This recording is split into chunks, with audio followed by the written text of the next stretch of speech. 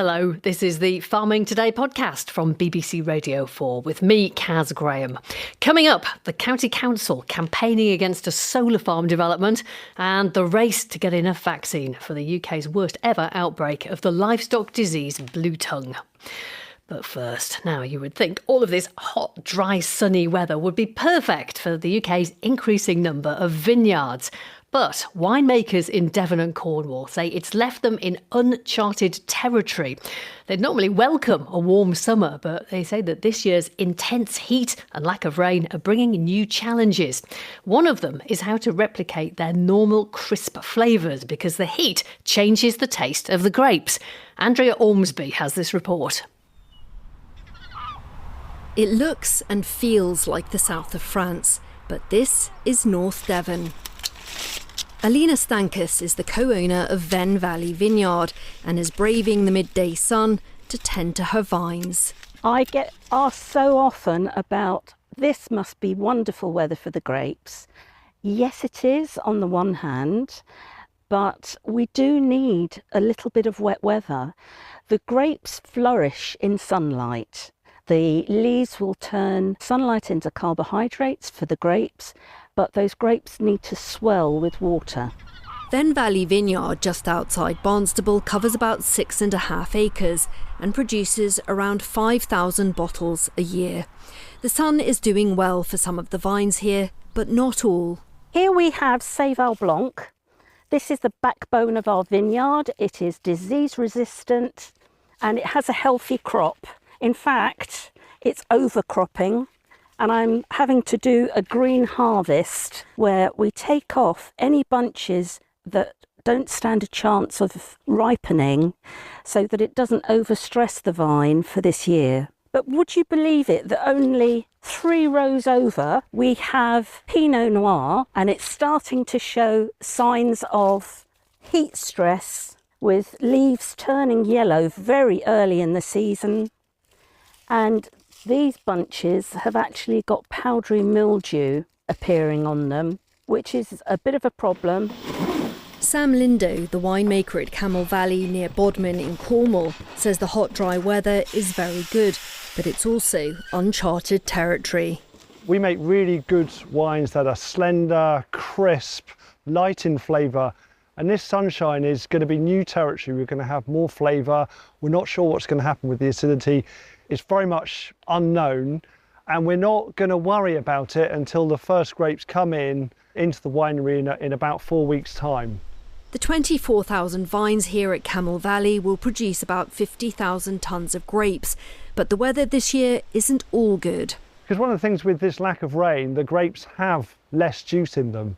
So although you have the same number of bunches, you will get less juice out of them. So that's why we expect the weight to be currently lower. On average, 150,000 bottles are produced here annually.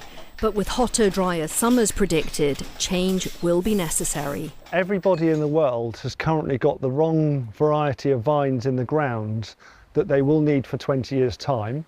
And the ones for 20 years' time won't be right for now. So Bordeaux, Champagne are already replacing vines with varieties that can handle this extra heat, and the same will be for us. Luckily for us, it's well-charted territory. We only have to look further south to see what we need to do next. The future is already here, it's somewhere else. The southwest is now getting the kind of summers found in central France 20 years ago, giving winemakers here more scope than the traditional dry whites and sparkling products.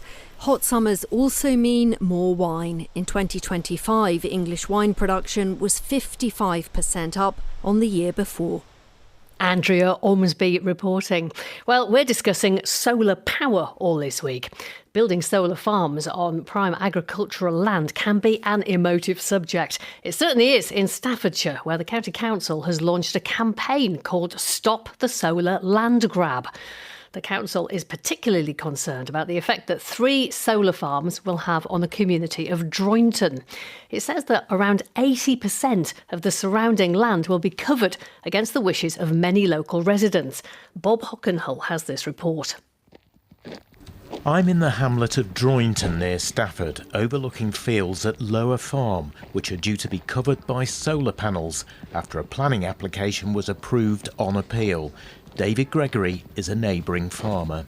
I'm not happy at all. I mean, we're just virtually 100% surrounded by them, and no matter what direction we're looking, we're going to see panes of glass facing us, and it's just horrendous.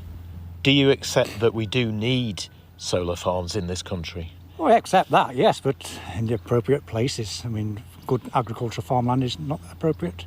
We can't feed ourselves as a nation now, and covering it with glass and making it semi-redundant ground is ridiculous. Grazable for sheep, we can't survive on just sheep alone. We need crops. And what's it done to your relationship with your neighbouring farmers who are behind these schemes? This is a chap I went to school with, known all my life, and now we no longer speak and totally blank each other. And how do you feel about that? It's a shame. Did they approach you at all? Yes, but I'm in a small farm and my acreage wasn't big enough. And would you have gone ahead with it? No, definitely not. Very much opposed to them in that respect. The dairy farm where the scheme is due to be built next year belongs to Andrew McKellar. He didn't want to do a recorded interview, but he told me he wasn't out to ruin the area. He hadn't had a holiday for 10 years, and the solar farm was a way for him to stay in the area he'd lived in all his life without having to work from dawn to dusk. I'm with Edward Holdcroft now, who is also from the farming community, and we're overlooking one of the fields which will have the solar panels on it if this development goes ahead. What are your main concerns, Edward? Well, I'm concerned about several things. One is the road is not suitable. A number of HGV drivers have come down here. I'm also an HGV driver, and we all say the same. The road is not suitable. Also say that some of the land round here is unstable. Gypsum lies underneath here. It's been mined, and it also washes out and leaves sinkholes, which has never been discussed by the planners. There are 3 applications for solar farms in the area. 2 have been approved. Innova, the renewable energy company behind the Lower Farm scheme, says the project is a key part of addressing the climate emergency, and 50 megawatts of electricity will be generated, enough to power nearly 13,000 homes. The County Council is unhappy about the number of applications in Staffordshire. It's launched a campaign, Stop the Solar Land Grab. Reform's Andrew Miners is the spokesman for connectivity. So the government must set out a clear plan for managing solar energy. We want to see a breakdown of how solar land use will be distributed nationally. We want assurances that rural communities won't bear a disproportionate burden. We want details on plans to improve the connectivity and grid capacity in more places. This will help councils, balance competing demands for land. At Staffordshire County Council, we don't have a lot of control because, it's district and borough councils that work through with the planning. And we want to don't have an ad hoc spread of solar farms and battery energy storage sites. But we are open to, of course, solar panels on roofs or in some of the council buildings. We're already doing that. Would you, as a county council, like to have more power on the decisions over these solar farms? Yeah, we want the government to make Staffordshire a strategic authority for solar. We need the power to coordinate solar development at county level, like we do for highways, electric vehicle charging, waste management. The government says the climate crisis is the biggest threat to agriculture, and solar is one of the cheapest and quickest forms of energy to build. Bob Hockenhull in Staffordshire. And we've got more on solar farms later in the week. If you were listening yesterday, you'll have heard Tom Bradshaw, the president of the National Farmers Union, giving us his response to the government's drought support package for farmers, which was announced at the weekend. And one thing he highlighted was the NFU's request for changes to permitted development rights for on-farm reservoirs. Getting planning permission for reservoirs can be a very lengthy, costly and complicated business. Well, yesterday, the government published its updated planning policy framework and says that there'll be new planning practice guidance for on-farm reservoirs coming in September. We will let you know more once we do.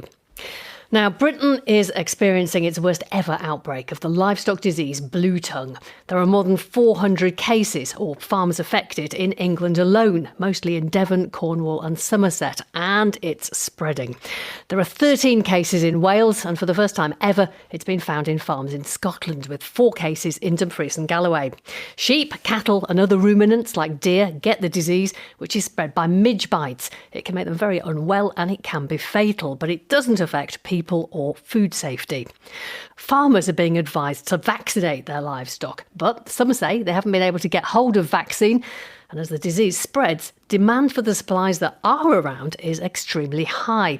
So what's the latest on this? Philippa Page is the president of the Sheep Veterinary Society. There is a slight delay in the vaccine. Obviously, there's been such a surge in demand, but vets have got their orders in with the manufacturers and the wholesalers that distribute it, and the manufacturers themselves are doing their best to bring in vaccine that they've got maybe reserved in Europe. And so whilst there is a delay in many practices in getting the vaccine, we do expect to start getting new supplies in the next week or two, hopefully. Yeah, why hasn't it been readily available? It's a demand issue, I think. Obviously, manufacturers make the vaccine based upon expected demand. So the amount that they made for this year was based very much on what was used last year and what was used previously. So it's one of those catch-22s where we almost had vaccine left over at the start of this year. And then obviously the outbreak surged in cases far greater than we expected. And so the demand for that vaccine, firstly, was used up very, very quickly in light of what happened in the southwest. And so the rest of the country, obviously, concerns now start wanting to vaccinate, and rightly so.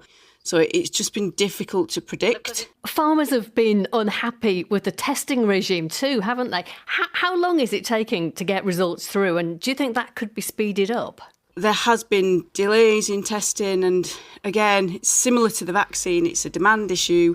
We know that some of the results have been taking, around a week to 2 weeks to get those results back to the farmers. And I understand that can be really frustrating. And as we've seen, sheep farmers in Devon and Cornwall have been really, really walloped by this. How do you see it developing here? Is it likely to be as bad in other parts of the UK, other parts of the west of the UK?